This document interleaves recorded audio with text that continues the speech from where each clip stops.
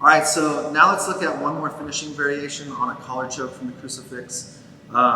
It's kind of a classic finish, and it works really well inside the crucifix, all right? But there is a detail that's going to help out quite a bit with getting it. So once I'm in, basically the finish I'm looking for is going to be the behind the head finish here, all right? This is nice because with my arm being behind here, now Kevin tries to slide down and I'm really trapping him with my arm, all right? That slide down isn't going to work so well. It's sort of the same way I was able to push his head forward with my shoulder, I can now push his head forward with my hand, all right? The main detail here is just going to be the initial getting my arm behind. What a lot of people do is they just bring their arm straight up from the armpit, and if Kevin's kind of resisting a little bit, I'm not going to be able to get my arm behind. It's really hard. I don't want to go in the line of his armpit, okay? That's where he's going to be the strongest. Especially if he's resisting a bit, I'm going to need to kind of open and go towards the elbow, okay? I'm pulling it up at the elbow, not pulling up into the armpit.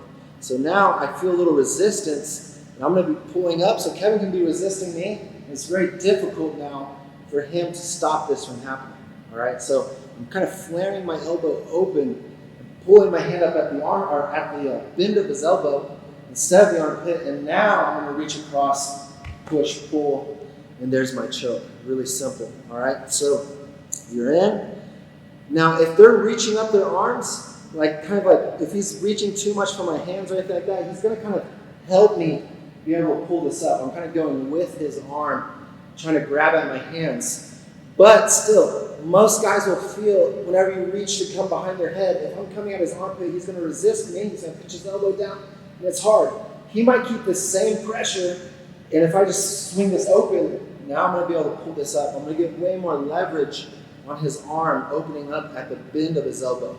And now I'm going to circle back behind his head where I can really push his head into the choke and pull the collar grip. So if we kind of change our angle just a little bit, you'll see once I've got my grip set, and whenever I'm ready to go, I'm going to swing my arm open here at the elbow so I can come behind, and I'll look to like put the back of my knuckles behind the head and slide it through and almost try to grab my other arm.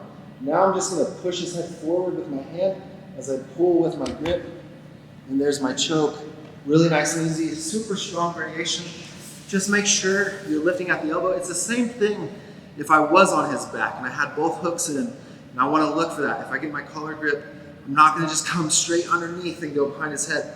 I'm going to whip it open to the outside angle before I drive my arm in, and then I'm going to have a super, super deep choke.